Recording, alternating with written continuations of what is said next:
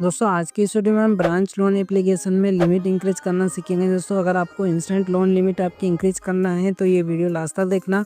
कौन कौन से वो पॉइंट है जो कि मैंने ध्यान में रखा है, जो कि मेरे यहाँ पर ध्यान में रखने के बाद में 65,000 रुपये की लिमिट इंक्रीज हो चुकी है। यहाँ पर आप चेक कर सकते हैं, मेरे पहले भी 57 आपको दिखाई दे रहे होंगे, 57,000 का था। और उससे पहले मैंने वीडियो बनाया था इसका 50,000 का, 30,000 का। तो आप मेरे सब्सक्राइबर है तो आपको खुद पता होगा कि यहाँ पर हमें लिमिट इंक्रीज कैसे हो रही है।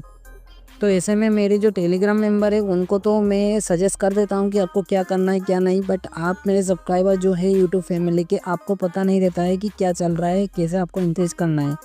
तो ये वीडियो आप वॉच करेंगे तो आपको समझ में आ जाएगा।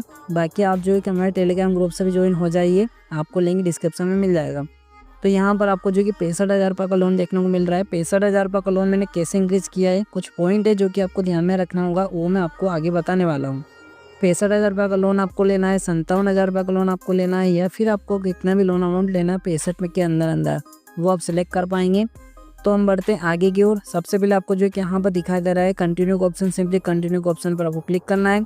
उसके बाद में आपको जो है कि यहाँ पर आपका 65,000 रुपये का लोन देखने को मिल जाता है। अगर आप कम लोन लेना चाहते हैं तो यहाँ से पेंसिल आइकन पर क्लिक करके कम भी सिलेक्ट कर सकते हैं। अब आपको करना क्या है, यहाँ पर आपको सिलेक्ट लोन टर्म, आपको कितने दिन के लिए आप लोन लेना चाहते हैं उस पर आपको क्लिक करना होगा। तो सिंपली आपको सिलेक्ट लोन टर्म पर क्लिक करना है।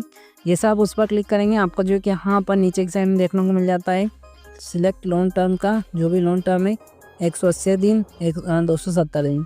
तो जितने भी लोन जो भी आपको टेन्यूर रखना है आप वो ले सकते हैं। जैसे कि 180 दिन का आप ले रहे हैं तो 6 महीने का 77,640 रुपये आपको टोटल पेमेंट करना होगा। 12,940 आपकी EMI बनेगी। 270 दिन का आप ले रहे हैं तो 9 महीने का, उसके बाद 9,330 रुपये आपकी EMI, 83,970 रुपये आपका जो यहाँ पर पूरा टोटल आपको वर्क पेमेंट करना होगा। हम 270 दिन वाला चूज़ करते हैं। जैसा आप यहाँ पर जो है कि जो भी चूज़ करेंगे 270 या फिर 180 दिन वाला आपका सामने आ जाएगा। जैसे कि हमने 180 दिन वाला चूज़ किया तो यहाँ पर आप देखेंगे 180 दिन 6 महीने का 3,421 रुपये आपका प्रोसेसिंग फ़ीस प्लस GST है। डिसबर्स आपके अकाउंट में आएंगे 61,579 रुपये।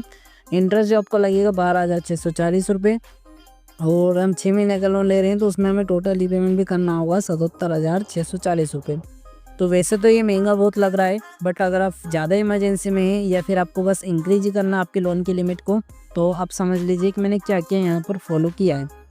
तो इसके फॉलो करने के लिए यहाँ पर दोस्तों मैं कुछ पॉइंट है आपको बताऊँगा। उससे पहले यहाँ पर आपको व्यू लोन जो डिटेल्स दिखाई दे रहा है इस पर आपको क्लिक करना है। जैसे आप उस पर क्लिक करेंगे तो यहाँ पर आपको आपकी लोन की डिटेल्स देखने को मिल जाती है। नीचे आपको जो है कि यहाँ पर आपकी EMI वगैरह और डेट वगैरह सब देखने को मिल जाता है।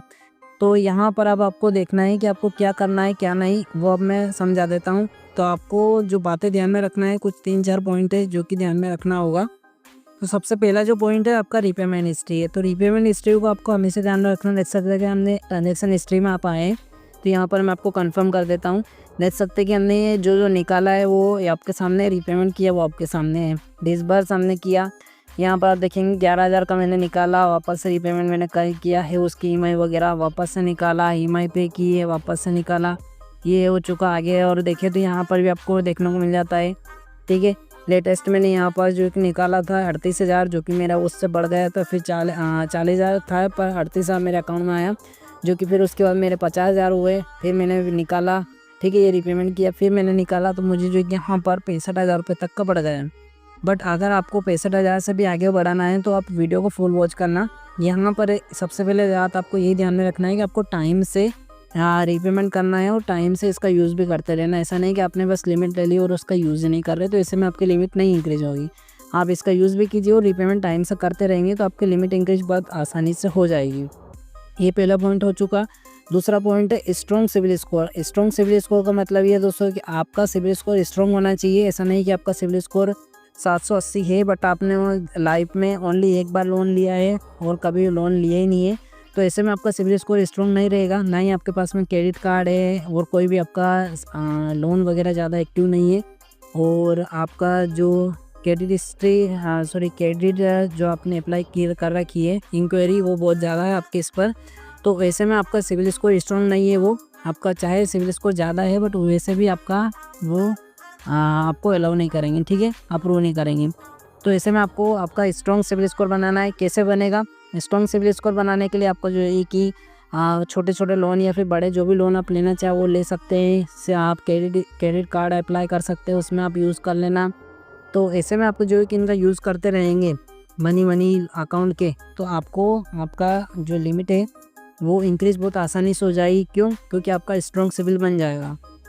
तो ऐसे ही मैंने किया है। मेरे बहुत सारे लोन वगैरह मैंने लोन वीडियो में लेके दिखाए हैं, उनका रीपेमेंट किया है। उसके बाद मेरे पास में क्रेडिट कार्ड बहुत सारे पड़े हैं, तो उनकी वजह से मेरा जो कि स्ट्रॉन्ग सिबिल बन गया है। और बड़ा लोन भी मेरे में चल रहा है, जैसे कि कार लोन वगैरह, ट्रैक्टर लोन वगैरह। तो ऐसे मेरा जो सिबिल स्कोर वो स्ट्रॉन्ग बन गया है। तो ऐसे में ये वाले जो लिमिट है मुझे आसानी से इंक्रीज़ हो जाके मिल सकती है। तो आपको ये बात भी ज़्यादा ध्यान में रखना है कि आपको स्ट्रॉन्ग सिबिल पर ध्यान देना है। ठीक है, ये आप ध्यान दे लिया। पहला रीपेमेंट हिस्ट्री, दूसरा स्ट्रॉन्ग सिबिल, ये दोनों बात आपको ध्यान में रखना है। बाकी इसका छोटी-छोटी बातें हैं जो कि आपको ध्यान में रखना है। ओवरड्यू नहीं रखना है, ईएमआई टाइम से पे करना है। ये सब आप करते रहेंगे तो आपका सिबिल स्कोर जो है इंक्रीज़ हो जाएगा और आपकी लिमिट भी वो इंक्रीज़ कर देंगे।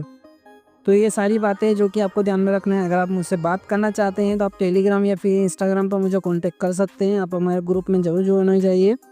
तो बस इतना ही आज की इस वीडियो में। और 65,000 से अगर लिमिट मेरी इंक्रीज होती है ज़्यादा तो मैं आपको वीडियो बना के ज़रूर बताऊंगा। आप बने रहना मेरे साथ में। कोई भी दिक्कत आती है तो मुझे कमेंट में पूछ लेना, मैं आपको ज़रूर रिप्लाई करूँगा। तो बस इतना ही इस वीडियो में। मिलेंगे हम अगले वाले वीडियो में, तब तक के लिए गुड बाय, थैंक यू।